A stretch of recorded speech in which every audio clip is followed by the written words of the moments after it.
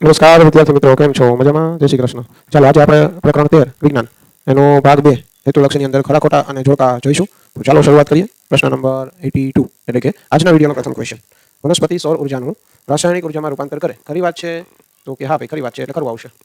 આહાર શૃંખલામાં ઉર્જાનો પ્રવાહ એક માર્ગીય હોય, બિલકુલ ખરી વાત છે. સળજ નિવસન તંત્ર લીલી વનસ્પતિઓ સૂર્ય ઉર્જાનો લગભગ 1% ભાગ ખાદ્ય ઉર્જામાં રૂપાંતરિત કરે છે. વાત સાચી છે. આપણે જે કચરો પેદા કરીએ તે જે વિઘટનીય કે જે અવિઘટનીય હોઈ શકે, સાચી વાત છે. પૃથ્વી પરના નિવસન તંત્રમાં ઉર્જાનો સ્ત્રોત સૂર્ય છે, બિલકુલ સાચી વાત. વિઘટકો અને ઉત્પાદકો સિવાય અન્ય તમામ પોષક સ્તરોમાંથી ખોરાક પ્રાપ્ત કરી શકે, આ પણ ખરી વાત છે. એક સજીવ એક કરતા વધારે આહાર શૃંખલામાં સંકળાયેલો હોઈ શકે, બની શકે, એટલે સાચી વાત છે. નિવસન તંત્રને ઉર્જા પ્રાપ્ત હોય તે પ્રમાણે ઉત્પાદકો કયા દરે પ્રકાશ સંશ્લેષણ કરે તેના આધારે તે નક્કી થતું હોય, તો એ પણ ખરી વાત છે. કાર્બનિક દ્રવ્યોનું વિઘટન કરતા સૂક્ષ્મજીવો ઉત્પાદકોના પોષક સ્તરો બિલકુલ ન બને વિદ્યાર્થી મિત્રો, એટલે ખોટી વાત છે. પૃથ્વી પરના નિવસન તંત્રમાં ઉર્જાનો સ્ત્રોત સૂર્ય જ છે. આપણે જે કચરો પેદા કરીએ તે જે વિઘટનીય કે અવિઘટનીય હોય, સાચી વાત છે. ફરી વખત આ સવાલ પૂછાણો. પારજાંબલી કિરણોની ઓઝોન પર થતી અસરથી ઓક્સિજન છે એ છૂટું પડે છે, ખોટી વાત છે.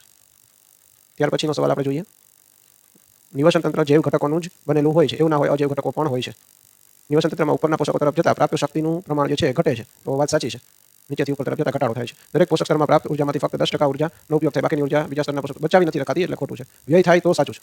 ઉત્પાદકો કરતા ઉપભોગીની સંખ્યા હંમેશા વધારે હોય છે, તો ખોટું. ઉત્પાદકો કરતા ઉપભોગી વધુ ન હોય, ઉપભોગી કરતા ઉત્પાદકો વધુ હોય, તો જ આહાર શૃંખલા બની રહે. ભૂમિ સ્તરે ઘાતક વિષ ઓઝોનનું યુવી કિરણો વડે થાય છે. ઓઝોનનું શોષણ યુવી કિરણો વડે નથી થતું, યુવી કિરણોનું શોષણ ઓઝોન વડે થાય છે, એટલે આમાં આવશે ખોટું. નિવસન તંત્રમાં સજીવો આહાર સંબંધો જે છે આહાર જાળ સ્વરૂપે હોય, બિલકુલ હોય, એટલે ખરી વાત છે. તળાવના નિવસન તંત્રમાં પાણી અજૈવ ઘટક તરીકે હોય છે, તો ખરી વાત છે.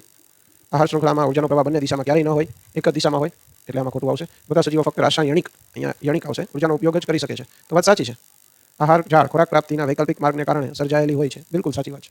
વિઘટકો કુદરતી સફાઈ કામદારો છે જ, હા ખરી વાત છે, એટલે સાચું. નિવસન તંત્રમાં થતા ઉર્જાનું વહન એક જ દિશામાં થતું નથી. જોજો ખાસ અહીંયા શબ્દ લખેલો છે નથી, એટલે આવશે ખોટું. અડધો પ્રશ્ન વાંચીને ક્યારેય જવાબ લખાય નહીં. ચાલો નીચે છે CFC નું પૂર્ણ નામ લખો. CFC નું પૂર્ણ નામ થશે ક્લોરો ફ્લોરો કાર્બન્સ.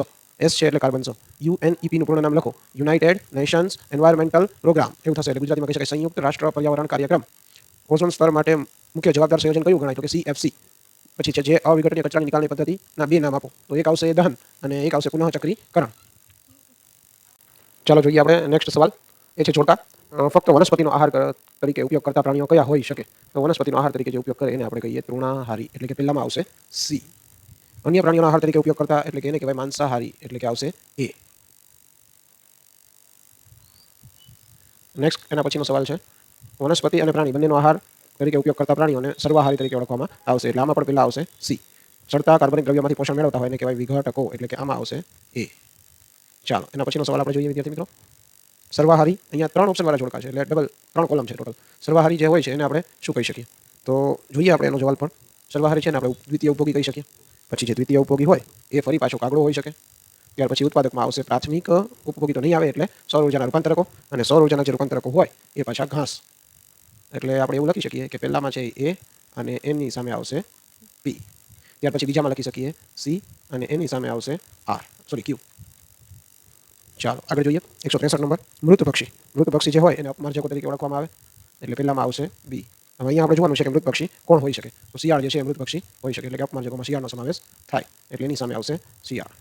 ત્યાર પછી છે માંસાહારીઓ જે હોય એ દ્વિતીય ઉપભોગીમાં આવે, અને દ્વિતીય ઉપભોગીની અંદર અહીંયા જે સજીવનું નામ છે એને આપણે વાઘ તરીકે પણ લઈ શકીએ, કારણ કે હરણ છે તો પ્રાથમિક ઉપભોગીમાં આવે, એટલે અહીંયા વાઘ લઈ શકીએ. તો બીજામાં જે જવાબ છે C અને R. ત્યાર પછીનો સવાલ સ્વયંપોષી. સ્વયંપોષીની અંદર જે છે કોને સ્વયંપોષી કહેવાય? તો અહીંયા વિચારવા જેવો સવાલ છે, પણ આપણે જોઈએ અકાર્બનિક દ્રવ્યોનું સૌર ઉર્જાની મદદથી કાર્બનિકમાં રૂપાંતર કરે એને કહેવાય સ્વયંપોષી, એટલે કે B. પ્રાથમિક ઉપભોક્તા, ઉપભોક્તા એટલે ઉપભોગી કહી શકાય. એમાં આવશે વનસ્પતિ આહારી, જે વનસ્પતિને ખાતા હોય એને પ્રાથમિક ઉપભોગી કહેવાય, એટલે કે તૃણાહારી કહેવાય, તો એનો જવાબ આવશે C. ત્યાર પછી દ્વિતીય ઉપભોક્તા. દ્વિતીય ઉપભોક્તા છે એ કોને ઓળખવામાં આવે? તો જોઈએ આપણે. દ્વિતીય ઉપભોક્તા આપણે કહી શકીએ પ્રાણીને ખાતા હોય, એટલે પ્રાણીનો ખોરાક તરીકે ઉપયોગ કરતા હોય, તો એમાં પ્રાણી આહારી એટલે કે B. અને વિઘટકો જે છે એની અંદર કાર્બનિક દ્રવ્યોનું અકાર્બનિક દ્રવ્યોમાં વિઘટન, રૂપાંતર, એટલે કે A. ચાલો ત્યાર પછીનો સવાલ છે દ્વિતીય પોષક સ્તર કોને કહે છે? સામેનામાંથી દ્વિતીય પોષક સ્તરમાં કોણ આવે છે?